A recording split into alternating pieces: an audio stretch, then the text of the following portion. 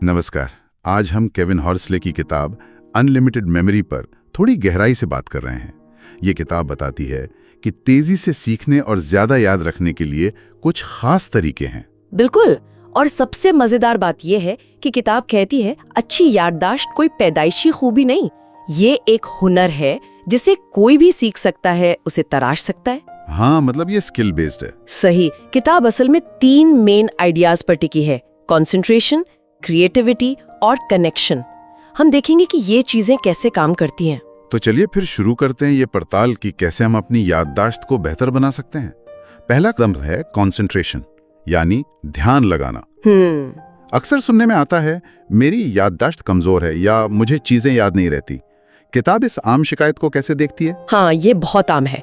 किताब इसे एक तरह का लिमिटिंग बिलीफ मानती है, मतलब ऐसी सोच जो हमें आगे बढ़ने से रोकती है। अच्छा। लेखक का मानना है कि याद न रख पाने का असली कारण अक्सर ध्यान की कमी होती है, न कि दिमाग की क्षमता की।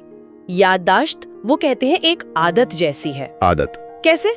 मतलब जैसे कोई भी आदत ट्रेनिंग से बनती या सुधरती है, वैसे ही याददाश्त भी।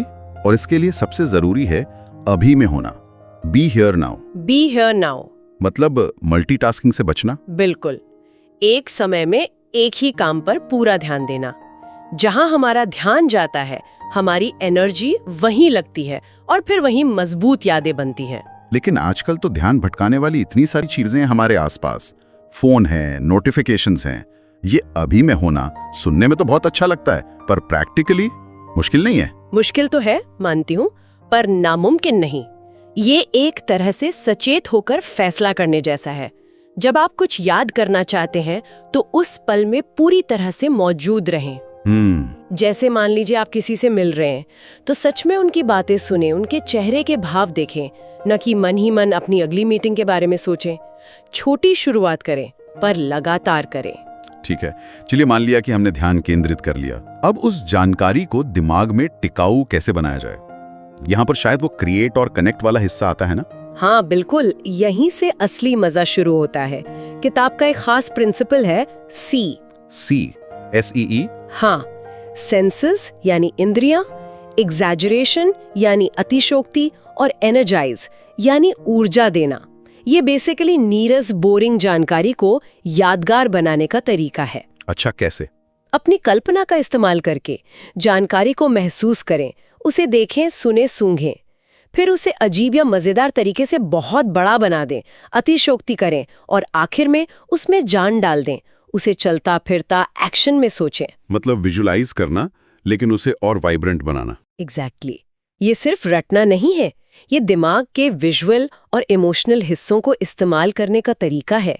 इससे जानकारी ज्यादा गहरी जुड़ती है। और फिर इन मजेदार तस्वीरों को स्टोर करने के लिए किताब में जर्नी मेथड या मेथड ऑफ लोकाई जैसी तकनीकों का जिक्र है। वो क्या है? हाँ, ये बहुत पुरानी और शक्तिशाली तकनीक है। आप एक जाना पहचाना रास्ता या जगह चुनते हैं, जैसे आपका अपना घर। मेरा घर। हाँ, फिर उस घर के अलग अलग हिस्सों या जगहों को आप मार्कर बना लेते हैं, दरवाजा, सोफा, किचन का काउंटर वगैरह। ठीक है। फिर जिस नई जानकारी को याद रखना है, उसकी वो मजेदार अजीब सी तस्वीरें बनाकर एक एक करके इन जगहों पर मानसिक रूप से रखते जाते हैं। अच्छा, जैसे शॉपिंग लिस्ट याद करनी हो तो? हाँ, आप सोच सकते हैं कि दरवाजे पर एक बहुत बड़ा दूध का पैकेट रखा है जो गिर रहा है, सोफे पर अंडों का पहाड़ बना है, किचन काउंटर पर ब्रेड नाच रही है, कुछ भी अजीब सा। हाँ, ये तो मजेदार है। और क्योंकि वो घर या रास्ता आपको अच्छी तरह याद है, आप बस मन ही मन उस रास्ते पर चलते हैं और सारी चीजें याद आ जाती हैं। इसी तरह कार मेथड या बॉडी मेथड भी काम करते हैं, शरीर के हिस्सों या कार के हिस्सों को मार्कर बनाकर। सुनने में तो ये काफी दिलचस्प है, लेकिन क्या रोजमर्रा की छोटी छोटी चीजें याद रखने के लिए इसमें थोड़ी मेहनत ज्यादा नहीं लगती? जैसे किसी का नाम याद रखना। शुरुआत में लग सकता है, ये सही है। जैसे पहली बार साइकिल चलाना सीखते हैं तो ध्यान देना पड़ता है ना? हाँ बिल्कुल। वैसे ही इन तकनीकों में भी शुरू में थोड़ा एफर्ट लगता है, पर अभ्यास से ये बिल्कुल नेचुरल हो जाती हैं। नाम याद रखने के लिए भी तकनीक है, जैसे नाम को चेहरे की किसी खास चीज से जोड़ देना या नंबर याद करने के लिए उन्हें शब्दों में बदलना।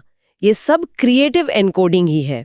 मतलब जानकारी को वैसे का वैसा लेने के बजाय उसके साथ कुछ क्रिएटिव करना। सही पकड़ा, सक्रिय रूप से उसे प्रोसेस करना। ठीक है, तो हमने ध्यान लगाया, जानकारी को मजेदार बनाया, उसे स्टोर भी कर लिया। लेकिन जैसा कि अक्सर होता है, बिना प्रैक्टिस के तो सब भूल जाते हैं। इसे आदत में कैसे ढाला जाए? हाँ, बिल्कुल सही सवाल है। और यहीं पर किताब का तीसरा और आखिरी स्तंभ आता है, कंटिन्यूअस यूज, यानी निरंतर उपयोग। मतलब लगातार प्रैक्टिस? हाँ, और सिर्फ प्रैक्टिस नहीं, बल्कि सेल्फ डिसिप्लिन और नियमित रिव्यू। लेखक इसे कहते हैं रिव्यू टू रिन्यू, यानी ताज़ा रखने के लिए दोहराना। रिव्यू मतलब बार बार पढ़ना? नहीं, सिर्फ पढ़ना नहीं, बल्कि सक्रिय रूप से याद करने की कोशिश करना। एक निश्चित अंतराल पर, जैसे 1 घंटे बाद, फिर 1 दिन बाद, फिर 1 हफ्ते बाद। इसे स्पेस्ड रेपिटेशन कहते हैं। बिना दोहराव के जानकारी फीकी पढ़ी जाएगी। जैसे कसरत से मांसपेशियां मजबूत होती हैं, वैसे ही ये दिमागी कसरत है। बिल्कुल, अभ्यास से ही ये कौशल पक्के होते हैं और आदत बनते हैं। तो कुल मिलाकर इस किताब का सार यही है कि बेहतर याददाश्त किस्मत का खेल नहीं है। सही तकनीक और लगातार मेहनत से इसे हासिल किया जा सकता है। ये रटने से कहीं ज्यादा है, ये समझने, क्रिएटिव बनाने और फिर इस्तेमाल करते रहने के बारे में है। एकदम सही कहा। और अंत में एक बात सोचने के लिए छोड़ जाती हूँ। याददाश्त सिर्फ फैक्ट्स या लिस्ट याद रखना नहीं है। ये हमारे सीखने, सोचने और यहाँ तक कि फैसले लेने की बुनियाद है। तो जरा सोचिए, अगर कोई सच में अपनी याददाश्त की पूरी क्षमता को अनलॉक कर ले, उसे पूरी तरह विकसित कर ले, तो उसकी क्रिएटिविटी पर, उसकी प्रॉब्लम सॉल्विंग स्किल्स पर और उसकी सीखने की रफ्तार पर कितना बड़ा और पॉजिटिव असर पड़ सकता है। ये सोचने वाली बात